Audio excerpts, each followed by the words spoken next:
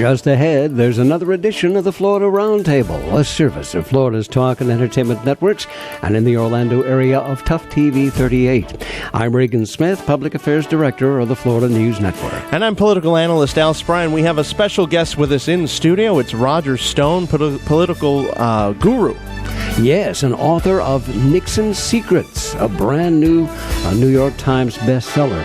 Boy, does he have some stories to tell, and we are going to pick away at his memory and have some eye-opening conversation here. So stay put.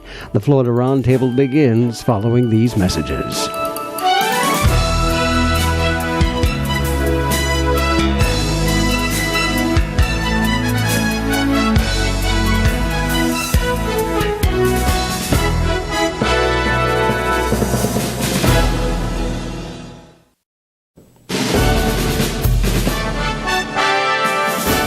This is the Florida Roundtable, a service of Florida's talk and entertainment networks.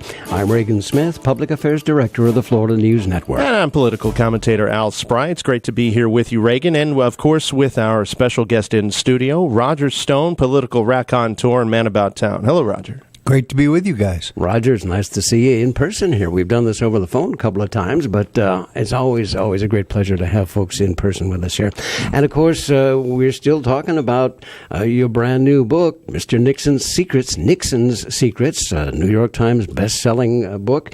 But for those who may have missed our previous visits, go ahead and take a minute or so here and just outline a little bit of our background for the audience. Sure. This is a simple question. At the 40th anniversary of the president's resignation, which was only weeks ago, I knew there were going to be a number of books on Richard Nixon, and I knew that none of them would be good. In fact, I knew none of them would be even balanced. So what I've tried to do is to produce what is really a new biography of Nixon, in which I don't claim that he's an angel, nor is he the devil. He is just a mortal man like the rest of us, with qualities and flaws. He achieves very great things. He makes really egregious mistakes.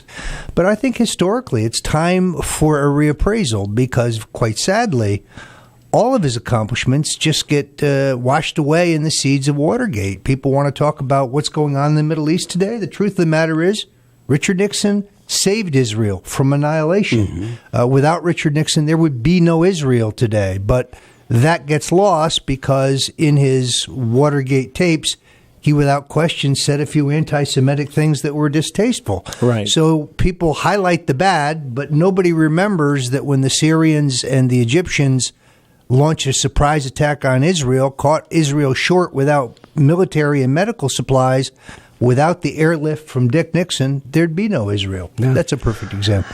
You were only about 19 years old when you went to work. You joined the committee to re-elect the president. That's awfully young, but that leads to a very long and colorful career. Well, I actually started earlier than that. I was a volunteer in the 1968 Nixon campaign in my home state of Connecticut.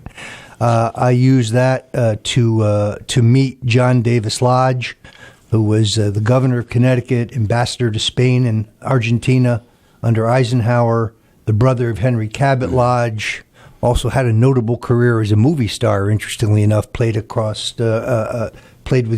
Shirley Temple and also with Marlene Dietrich. He was a very handsome, very well-spoken former congressman from Connecticut. He spoke Italian, Polish, French, German, and he was in a state with a huge Catholic population. He was a great pal for his day. I find it interesting about how Hollywood and politics often cross, and you get guys like Fred Thompson, who had a long TV career, went in and out of the House and TV and then Senate, and now you see him hawking mortgages. It's like, and of course there's that old line that says, politics is just Hollywood for homely people, and stuff like that. There's definitely true. It's also true is that Hollywood has this great fascination with Washington, and Washington in reverse has this great fascination with Hollywood. And I think the confluence there is the power. I think because you have Hollywood people that have power, and of course there's that lust for power among politicians as well. Well, and also in fact, the limelight. Politics is entertainment now. Yeah. In fact, this is something Nixon said often, which is, the only thing worse in politics than being wrong is being boring. If you bore the voters, if you have nothing interesting to say, the voters look elsewhere for somebody who does have something interesting to say. Yeah. That's why it's incumbent on you in a political campaign to be bold, to be interesting, to put forward ideas. Running out the clock, the single most dangerous thing you can try to do in politics. And Mr. Nixon would know that so well, because it was probably about 1960, I think, that would be the first time that we saw all of the pre-packaging. Now today you're lucky if you get an 8 or a 10-second soundbite. 1960, maybe you got 30 seconds. But that was, TV had reached that level of involvement, and that's where it was. So, tell you what, I'll let you comment on that, but we do need to take a pause along our network line here for just a couple of minutes. Let us remind folks that this is the Florida Roundtable, the service of Florida's Talk and Entertainment Networks and of Tuff TV 38. I'm Reagan Smith. And I'm Al Spry. Our very special guest is Roger Stone, and we'll continue in a moment.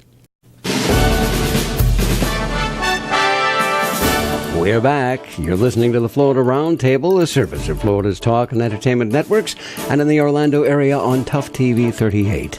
I'm Reagan Smith.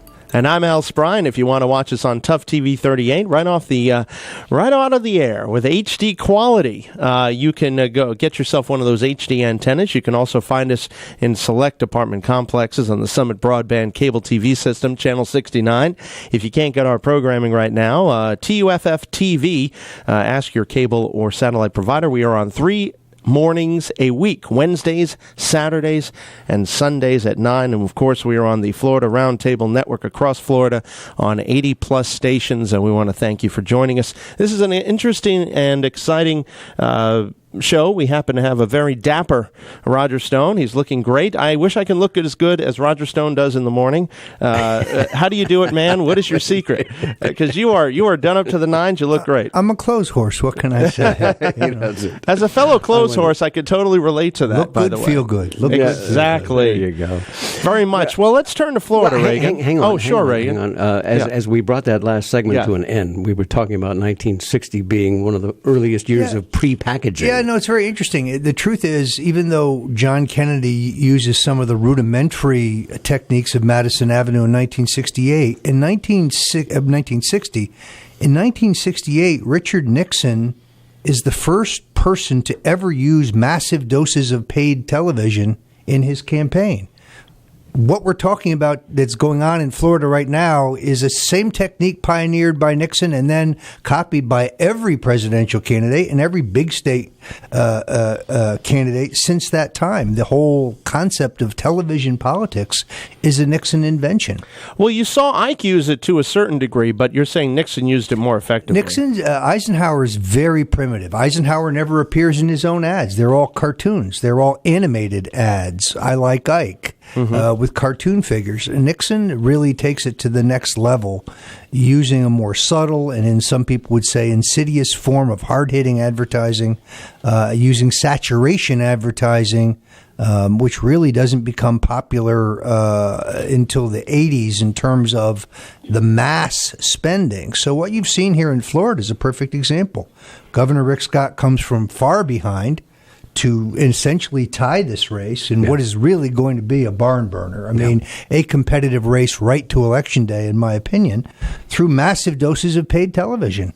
Charlie Crist, with fewer dollars, wisely hoarding his dollars for the last 30 days. Exactly. And also counting on the debates. A debate here could really be determinant. So I've seen a number of private and public polls in the last week which they show Governor Crist a point or two ahead of Governor Scott a point or two ahead of Charlie Crist. But that is within the margin of error within the polls. And secondarily, you've still got two seminal events that haven't happened yet. One, Charlie beginning his television advertising, which should allow him to float up a couple points, and debates. Say anything you like about Charlie, he's smooth and likable, and when it comes to Governor Rick Scott, well, he's Governor Rick Scott. So this race isn't over. The Republicans shouldn't be overconfident. They can win, But nobody's got this wrapped up. You know, guys, I was thinking about that when you just said that, Roger, that you have a photogenic guy, which is Chris. You can liken him to Kennedy in 60, and then a not so photogenic guy in Governor Scott, and you can kind of liken that to Nixon. And I think that is an aspect that people underestimate sometimes, how photogenic somebody is. The likability factor. And likability. Really, likability is very key. And if you don't have likability, you better have a lot more money. And frankly, it's why you go negative. You don't make the race about yourself. You make the race about the other guy. That's why Scott Rothstein is a household name in this state now. Mm-hmm. I mean, it occurs to me the next book I should write should be on Scott Rothstein, and I should get it out like December 1st while everybody knows who he is. For people who don't know who he is, briefly tell us who he is a lawyer in Fort Lauderdale who pulled the second largest Ponzi scheme of all time. He basically fleeced investors out of $1.6 billion. Wow. And he gave a lot of money to Governor Charlie Crist. And then when he got caught, he claimed under oath that he had purchased judgeships from Crist. He had given Crist campaign contributions in return for the appointment of certain judges that would be favorable to his law firm. For what it's worth, Governor Crist denies that. But it's become a central issue in this campaign. Absolutely incredible. And as you say, it's going to go right down to the wire. I want to go back to your book, Nixon's Secrets. Sure. Some things that we didn't get around to last time. And that is the relationships with Nixon, Gerald Ford, Bush 41. But where let us start somewhere in there. John Kennedy is dead. Nixon's made his comeback in 1968. And Al Haig, there's some just really intriguing roles in there, and I'm not quite sure where you want to start with all that. Yeah, it's the politics of the era are complicated. Let's start with Ford. The truth is, Nixon thought Agnew was his insurance policy. Agnew is so dumb they'll never impeach me as long as he's vice president. Well, then, unfortunately, Agnew had some problems and they removed him. Then, rather than take Nelson Rockefeller or Barry Goldwater or Ronald Reagan, Richard Nixon picks Gerald Ford. Why? Well, Jerry Ford is so dumb they'll never replace me if he's vice president. Dick turned out to be wrong about that. But I make the case in the book that there's something far more insidious, and that is Gerald Ford is a man on whom Richard Nixon has leverage. He is someone from whom Nixon can get a pardon, and in fact, the deal for the pardon is made 8 days before Nixon resigns, not after. It's not a selfless decision for the good of the country. It turns out to be that. To Gerald Ford's credit, I think that while that's not why he issued the pardon at the time, it turns out to be the right thing for the country. Yeah. And he is later in his life, he is lauded for that and respected for that and recognized for that. But at the time, I'm convinced that there was blackmail involved. Richard Nixon knew that as a member of the Warren Commission, which, by the way, the 50th anniversary of which is this week, that Gerald Ford altered the autopsy for John F. Kennedy, moving the description of the wound in his upper back to his lower neck in order to accommodate the government's single bullet theory, which is now at this point pretty discredited. And in 1987, Kennedy's autopsy was declassified by the federal government, and lo and behold, they found Gerald Ford's alterations in pencil in his own handwriting. Wow. The New York Times reported it. The Associated Press reported it. They asked then ex-President Ford, why'd you do it? And he said, well, the country needed clarity. That was it. You know, these guys know how to say the perfect thing at the perfect time, and then the media seems to back them up. And they pretty much killed the story, because I didn't know about it until your book. It's amazing that it wasn't a bigger story at the time. The Times wrote a tiny 3-inch story buried deep inside about the autopsy documents. But it is obviously there's an enormous bone of contention here. The government tried to say that John Kennedy was shot solely from behind, and that there were 3 shots, only 2 of which hit the president. One of them also hit Governor John Connally. I think the medical evidence and the forensic evidence really indicates the president was shot from the front and the back by multiple gunmen, and the government goes to huge gyrations to try to cover that fact up. And in fact, Gerald Ford was a part of that cover-up. That was a lot more explosive in 1974, of course, than it would be today. Yeah. I have to make a point on that, and I think you'll agree with me, but I wanted to get your take.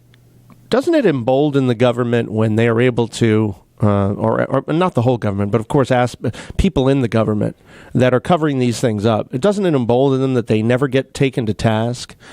Because you've seen, if you want to go into any specifics, but you've seen this kind of funny business throughout the 60s, the 70s, the 80s, the 90s. Today. Even in through today. And, to the point where I was watching Woodward, who broke the story of Watergate, along with Bernstein, and I was telling Reagan about this right before the show. He was on, I believe it was Meet the Press, and he said the following statement, which I found completely shocking, but they kind of just ignored it. He said there's a secret government, along with the regular government that we all know and love. There's a secret government at work here in the country. And I wanted to get your take on that. Did you recall that? I do. History is a set of lies agreed upon. Mm-hmm. I forget who said that, but it's a very pithy quote. The point here is that I'm sorry to say, after all my years in the political realm, the odds are overwhelmingly, if the government says something, that it's a lie. I'll give you an example. You can keep your doctor. You'll be able to keep your doctor under health care. I mean, the government lies to us repeatedly. They lied to us about the Vietnam War. They lied to us about the Kennedy assassination. They continue to lie to us. I think it is the nature of politics, perhaps. But I also think it's educational to know that despite the fact that the mass media supports the government's prevarications about the Kennedy assassination, polls still show us almost 70% of Americans don't believe the story is told by the government, don't believe Oswald acted alone, don't believe there was no conspiracy. So there's hope for America. I have faith in the intelligence of the American people. I really do. Having brought up Bob Woodward, in Nixon's Secrets, Bob Woodward does not come away unscathed from your book either. No, I do a tune on him. First of all, Bob Woodward worked in the Nixon White House as a military briefer and had a long relationship with General Alexander Haig in that role. He goes to great gyrations to hide his military record. Yeah, I didn't know about it. Yeah. Secondarily, there is no deep throat. The reason that he invents deep throat as a device is because most of Woodward's sources are grand jury leaks. And grand jury leaks are a felony, both to receive them and to give them. If you're a lawyer and you leak grand jury testimony, you can be disbarred and prosecuted for that. And if you receive it and publish it, you can be prosecuted for that. So Woodward has to cover the fact that he is getting illegal leaks. I think there's a composite of sources that they put under the rubric of deep throat. That include Donald Santorelli, who was an aide to Attorney General John Mitchell, John Sears, who was a mentor to me, was in the Nixon White House. Mark Felt is one of the sources who is deep throat, but most shockingly, I think Al Haig himself is the biggest single source. Al Haig is in charge of wiretaps in the 1969 White House. He's got a lot to hide in the Watergate cover-up. I'll tell you what. Let's hold that thought because I want to hear more about that. But we need to pause again along our network line and remind the folks that they are listening to the Florida Roundtable, the service of Florida's talk and entertainment networks in the Orlando area on Tuff TV 38. I'm Reagan Smith, and I'm Al Spry. Our very special guest this day in studio with us is Roger Stone, and we'll continue in a moment.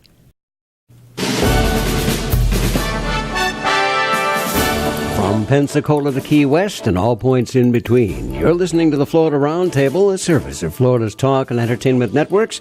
I'm Reagan Smith. And I'm Al Spry. And, of course, in the Orlando area, Tuff TV 38. Don't forget that. TUFF 38, right? Okay.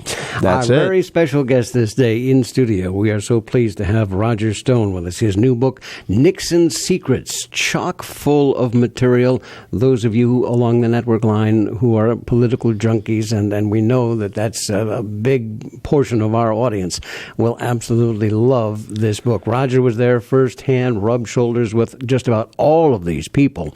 And when we went into that last break, we'd been talking about Al Haig and some of the intrigues that surround his life. Unknown military assistant named Bob Woodward. But pick up that thought and let's... Sure. First of all, I think it's important to recognize that General Alexander Haig is the man who plans the Bay of Pigs invasion. That's his job. He is assigned to the Central Intelligence Agency to do that. He first emerges as a deputy to Henry Kissinger. He and Kissinger are both super hardliners. They're both acolytes of a legendary defense expert named Fritz Kramer. This is long before détente. Ultimately, within the confines of the Nixon White House, Haig kind of leapfrogs Kissinger.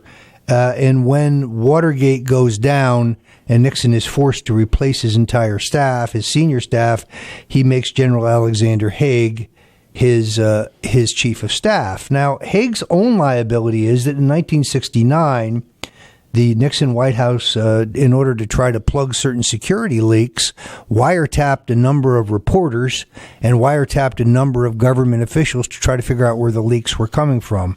Those wiretaps were illegal, but the man who supervised them was General Alexander Haig, and the man who chose the targets was Dr. Henry Kissinger. So when Watergate starts to unravel, both Kissinger and Haig are very concerned that the 69 wiretaps are going to get rolled into the scandal known as Watergate. And therefore, Haig, I think, takes a number of steps to really move Nixon towards the exit. First of all, Haig learns on a Friday that the Senate Watergate Committee has learned of the existence of the taping system and that they're aware of a gap in the tapes. And Nixon, therefore, has 48 hours to destroy the tapes while they're still his property and before they're subpoenaed.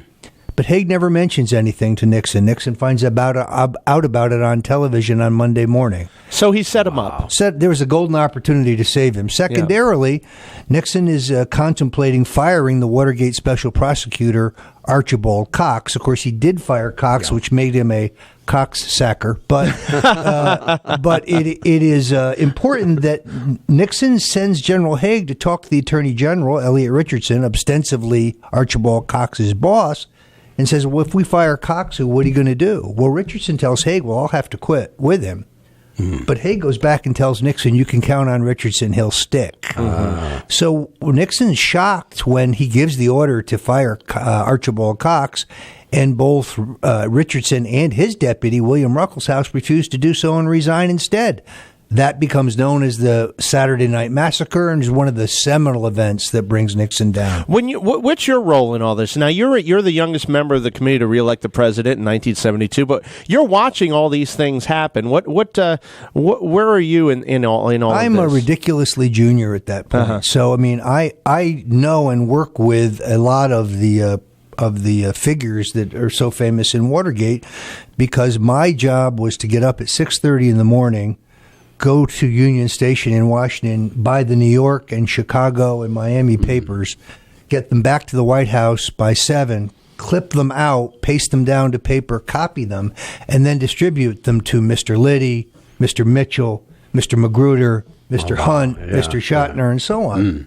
I figured out pretty early that if I got to Murray Shatner's office early, his secretary came in late, and he himself would answer the door, which gave me an opportunity to talk to him. Right. Sure. He used to just grunt at me the first couple times. Then finally one day he said, "Kid, where do you come from? Who are you?" And I said, "My name is Roger Stone." He said, "Well, how'd you get your job?" I said, "Well, Governor John Lodge recommended me." He looked at me, he said, "John Lodge, good man." He put the door in my face. But over time, I got to know Murray Shatner, who was really the gray eminence, Nixon's first campaign manager, his first political advisor. I got to know, I knew Gordon Liddy.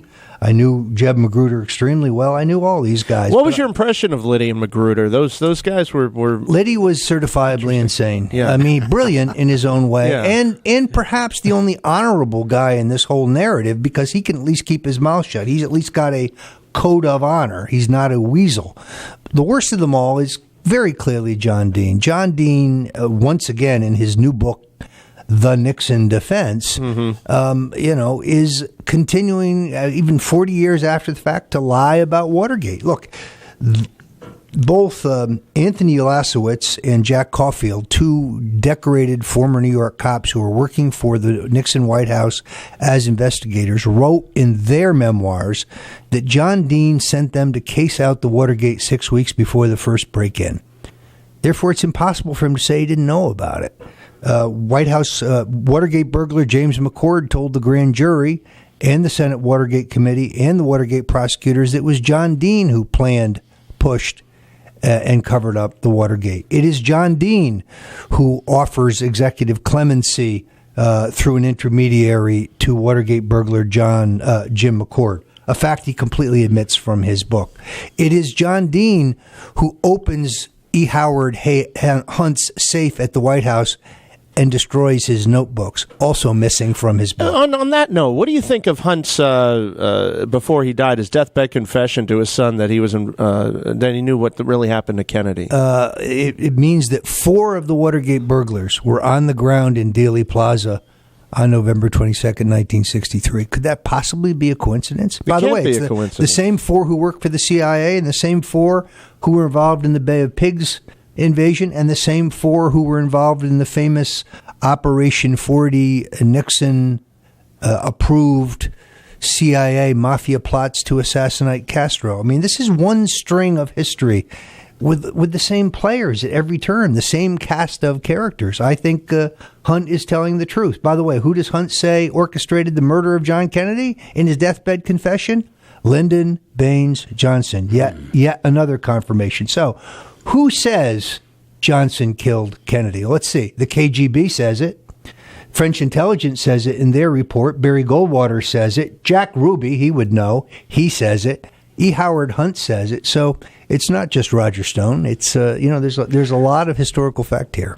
They were, and I think there's a mindset that sometimes we forget, that in those early 60s there was this handful of men, Johnson, Kennedy, Nixon, Humphrey, who so desperately wanted to be president that you can't imagine, like a sickness. Yeah, no, and they're all jockeying, and they're all out trying to maneuver each other. I mean, the truth is that on the one hand, John Kennedy had already selected Senator Stuart Symington from Missouri for his running mate. He took Lyndon Johnson at the last minute only because Johnson and J. Edgar Hoover blackmailed him with a dossier on his sex life. In the end, that was the right decision because without Johnson stealing votes in Texas, John Kennedy would not have won the 1960 election.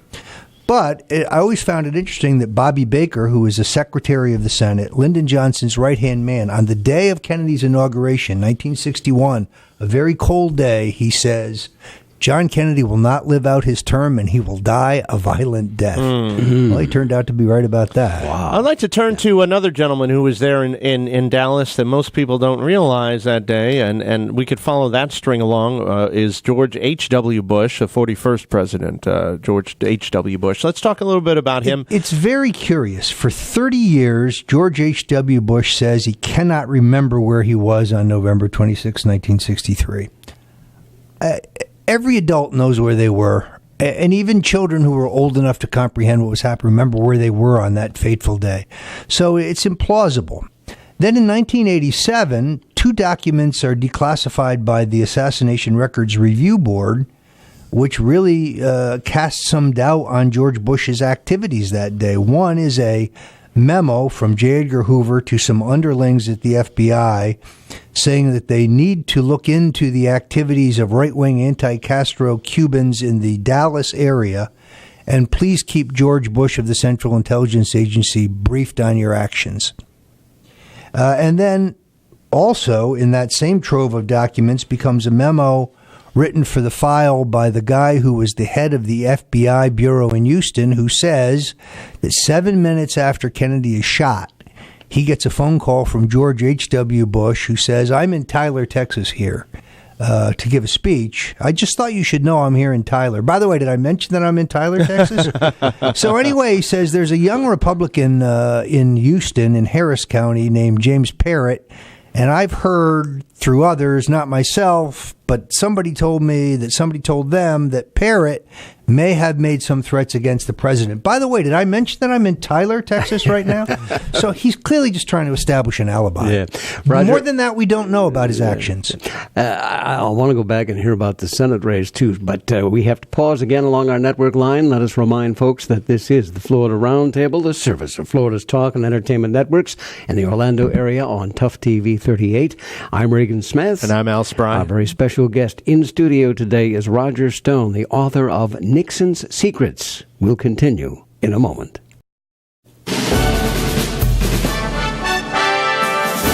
You're listening to the Florida Roundtable, the service of Florida's talk and entertainment networks, and in the Orlando area on Tuff TV 38.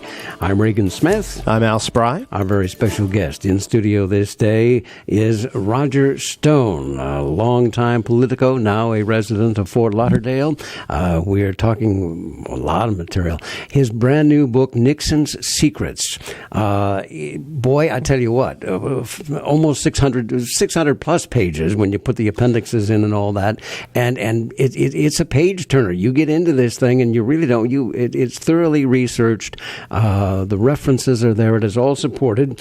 And but we left off talking about Bush 41, and I want to go back and Richard, aside from his being in Tyler, Texas, which he made very plain in November of 1963. He had some relations with Richard Nixon over the years. Yeah, I think it's important to recognize that George H.W. Bush's father, Prescott Bush, the senator from Connecticut, a partner at Brown Brothers Harriman, a guy who comes to politics late in his life, is one of those who urges his close friend and golfing partner, Dwight Eisenhower, you should take a look at this young guy, Dick Nixon, for vice president.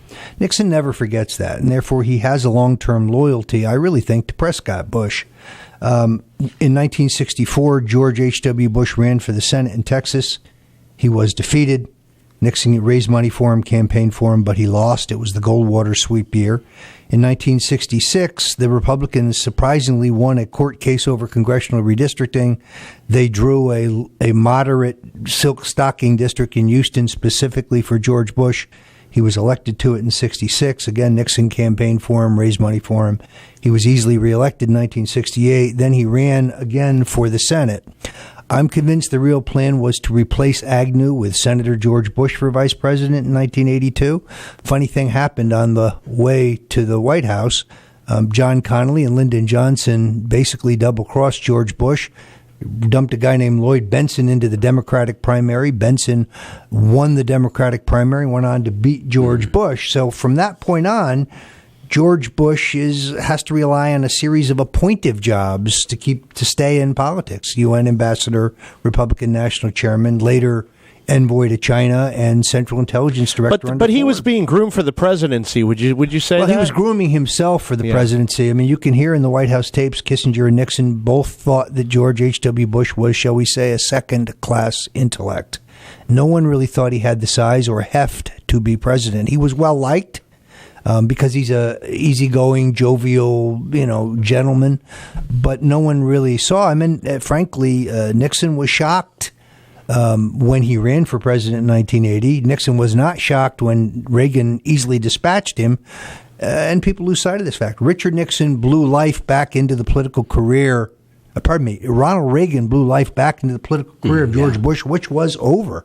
He was a three-time loser. He had run twice for the Senate and once for president and lost all three. You could say the same thing about George W. Bush, that people thought of him as a second-rate intellect, and no people were question. surprised that he was the one because everyone expected Jeb to be the one that was going to run. Well, the one thing that the Bushes do have is in common with Nixon is a tenacity. Yeah.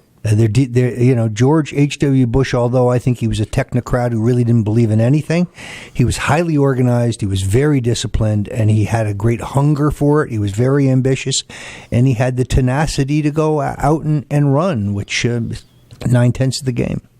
I wanted to get to Bush and Al Haig, but first, while I'm thinking about it, we had Ron Paul on a few weeks ago on the show. Good friend of mine. And Ron Paul said the following statement of the whole interview. I found this the most compelling. He said that the presidential campaigns, what we see as the grand campaigns is all a fix. and that the fix is in. They know who's going to win. And that it's all just window dressing. And so I wanted to get your take on that. I think that's a little bit of an overstatement. I will say this. The rules are fixed, particularly in his case. I mean, Ron Paul won a substantial number of delegates, but they wouldn't let his name be put into nomination at the convention, nor when they called the roll would they announce the number of votes that he received. When you needed, I think the rule said you needed 4 states in order to sign a petition in order to have your name put in nomination. Once Congressman Paul got 4 states, they called a quick meeting of the Rules Committee and they changed that to 8 states.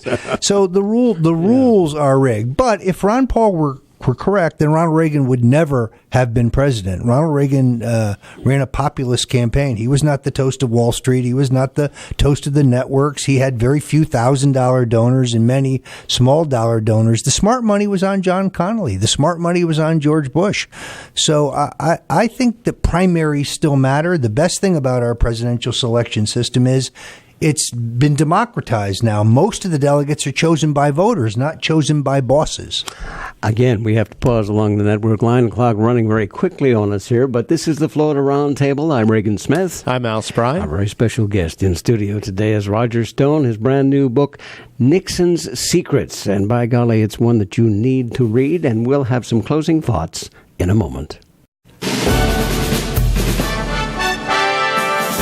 This is the Florida Roundtable, a service of Florida's Talk and Entertainment Networks, and in Orlando on Tuff TV 38. I'm Reagan Smith. I'm Al Spry. And I must say, it has been a pleasure today to have Roger Stone in the studio with us. His brand new book, Nixon's Secrets. And we know that you're on a busy schedule, and we really do appreciate your spending all this time with us today, sir. Great to be with you. Well, we want to give you the opportunity to tell some folks where you're going to be with your book, and you can get a signed copy of this book right here, which is Nixon's Secrets, The Rise, Fall, and Untold Truth About the President, Watergate, and the Pardon. Yeah, I'm signing both that book and also my previous book, which is New York Times bestseller, The Man Who Killed Kennedy, The Case Against LBJ, which is now out in paperback, with 2 new chapters and an afterword, because when you write a book like that, now you're inundated with new information that comes in over the transom. It's incumbent on you to go out and try to confirm that it's accurate. But I learned horrific things about Lyndon Johnson I didn't know when I wrote the first book. I'm actually at the Barnes & Noble tonight, the 23rd, on East Colonial in Orlando. I'm in Tampa at the Barnes & Noble next Tuesday night. I think we go from there to New York University in Columbia, New York. But it's one of the things I learned is if the Washington Post and the New York Times and the networks Face the Nation are not going to talk about your book, that doesn't mean your book won't be successful if you go out and do radio shows like this one, if you go out and sell. So I did 21 stops to promote the Johnson book, my book on Lyndon Johnson. I'm going to do an excess of that for this book. I really like mixing with the people and seeing what they think. I take questions until there are no more questions. It's a lot of fun. Well, let me get one more question in here before we have to go. 600 pages of text, and I've made it. I loved it. I loved every minute of it. I found it. But at the end of the day, when people sit down and they've made it all the way through this book, what is your wish? What would be your desire? What do you want them to take away from your book? I would like people to say, wow, Nixon did a lot of really terrible things, but he also ended the Kennedy-Johnson war in Vietnam, opened the door to China, got us deep arms control agreements with the Soviets, desegregated the public schools without violence or bloodshed, ended the military draft, gave us the 18-year-old vote, gave us the war on cancer, gave us the Clean Air Act, the Clean Water Act, the Environmental Protection Agency, desegregated the trade unions. America's a better place for him having been president. He had real accomplishments, and that shouldn't be lost because he also made major mistakes. Now, you can say, oh, he acted illegally, he acted unconstitutionally. Who could be acting more illegally or unconstitutionally than our current incumbent president? Richard Nixon didn't use the CIA to spy on U.S. senators, as this administration has. One of the charges against Nixon was to use the IRS to harass his political enemies. Yeah. Well, this administration has done that. In fact, I would make the case that Barack Obama makes Richard Nixon look like a Boy Scout. Wow. Well, that's a good place to end it, Reagan, don't you think? Yeah, it is. Is the next one in the works already? Or? Yes, I am going to write a book on Bill and Hillary Clinton called The Clintons' War on Women. And you will learn things about the Clintons you never knew. All right. Well, we insist you come back and do this again when that one is ready, and perhaps before then. So, Roger Stone, thank you so much for your time this day. Of course, your brand new book, Nixon Secrets, available at all the fine bookstores around Florida. I'm Reagan Smith. And I'm Al Spry. We thank you for your time this day, and we'll see you next week with another edition of the Florida Roundtable.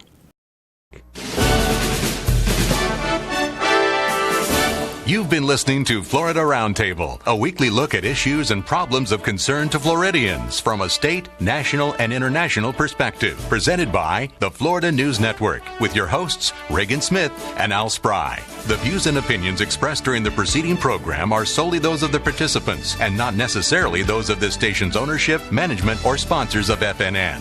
Your views and opinions are welcome. Address your card or letter to Florida Roundtable in care of Reagan Smith, 2500 Maitland Center Parkway, Suite 407, Maitland, Florida, 32751. Or you may email reagansmith@fnnonline.com.